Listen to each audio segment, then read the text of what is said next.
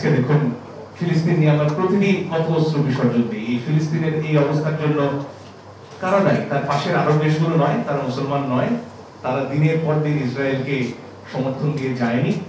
কিসের না সুন্নি শিয়া বিরোধ, ইরান সৌদি আরব বিরোধ, একই জাতি, একই কম, একই গ্রন্থ,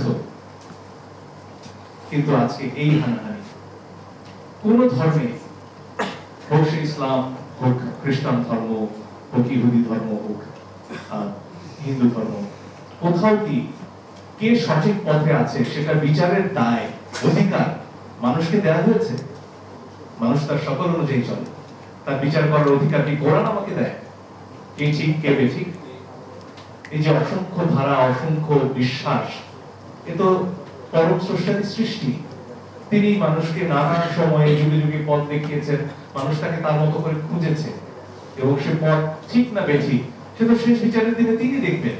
সে দায় আমাকে কে দিল? এই পাশের দেশে ধরুন, তারা তাদের ধর্ম রক্ষার নামে আমাদের মতো যারা আমাদের নিজেদেরকে মুসলিম দাবি করি তাদেরকে হত্যা করছে না, পিটিয়ে। তারা কি করছে? তারা বলছে তারা তাদের ধর্ম রক্ষা করছে। আজকে যারা মাজারে হামলা করছেন তারা বলছেন তারা ইসলামকে রক্ষা করছেন।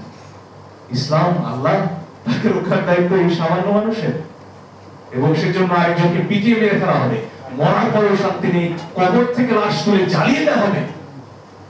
এই কি ইসলাম? এই শেখাচ্ছি আমরা। সারা বিশ্ব দেখছে তাকিয়ে যে ইসলামের নামে এই হচ্ছে। আমার নবী কাঁদছেন না? কষ্ট পাচ্ছেন না? এই বিষয়গুলো তো ভেবে দেখার দায় আমাদের। আধুনিক রাষ্ট্রের কথা আমরা বলি, গর্ব করি যে আজকে মাহফুজ নাসিরকে পাশে রেখে 3 তারিখের কথা মনে পড়ছিল। আমরা একসাথে পাশে দাঁড়িয়ে লড়াই করছিলাম অসুরের বিরুদ্ধে, এবং যখন সরকার পতন হয়েছে, দেশে কোনো সরকার নেই, মন্দিরগুলো কারা পাহারা দিয়েছে? মাদ্রাসার ছাত্ররা। সারা বিশ্ব বিস্ময়ের সাথে দেখেছে, গর্বের সাথে দেখেছে যে মানুষ কেমন হয়। তখন তো আমরা প্রশ্ন তুলিনি ওই মাজারে যে দেবদেবীর পূজা হয় সেটা ইসলামের সাথে সাংঘর্ষিক, তাই ওটা ধ্বংস করে ফেলবো। আজকে যখন একই গ্রন্থের অনুসারী, একই নবীর, একই আল্লাহর অনুসারী, তাদের মধ্যে বিশ্বাসের সামান্য ফারাক, সেখানে গিয়ে ভেঙে ফেলতে হচ্ছে, জ্বালিয়ে দিতে হচ্ছে, লুটপাট করতে হচ্ছে, সেটা কোন ইসলামের জন্য আপনারা করছেন? এবং এখানে দায় কি শুধুই সরকারের? যারা ইসলামের কথা বলেন, হেফাজতে ইসলামের কথা বলেন, বা জামায়াতে ইসলামের কথা বলেন, বা অন্যান্য যেসব রাজনৈতিক দল ইসলামের কথা বলেন, তাদের দায় নেই এখানে? যখন ইসলামের এই অপমান হয়, ইসলামের নামে মানুষকে হত্যা করা হয়, লাশ পুড়িয়ে দেওয়া হয়, লুটপাট করা হয়, আপনাদের দায় নেই? আপনারা তো রাজনৈতিক দল করেন। এবং বারবার ঘুরে ফিরে একটা কথা এসেছে যে রাজনৈতিক প্রশ্রয় ছাড়া এই ঘটনা ঘটে না। চাঁদাবাজির ঘটনা একটু আগে আমরা শুনলাম। এই মাজার দখল হওয়ার পিছনে, লুটপাটের পেছনে অর্থনৈতিক স্বার্থ আছে, স্থানীয় লুটেরা শক্তি আছে। তাদের বিরুদ্ধে রুখে দাঁড়াবার দায় কি শুধুই সরকারের? অবশ্যই সরকারের দায় আছে, এবং সরকারের বিপুল ব্যর্থতা আছে সেখানে।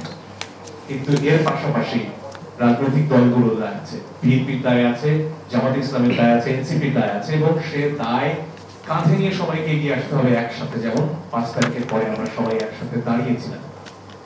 এই দেশের প্রত্যেকটি মানুষের, তিনি বিশ্বাসী হন, অবিশ্বাসী হন, যেভাবে যে ধর্মে যেভাবে যে জীবন আচরণ করুন না কেন, তিনি যদি আইন অনুযায়ী চলেন, তাকে রক্ষা করার দায়িত্ব সরকারের, একই সাথে সমাজের, আমাদের প্রত্যেকের।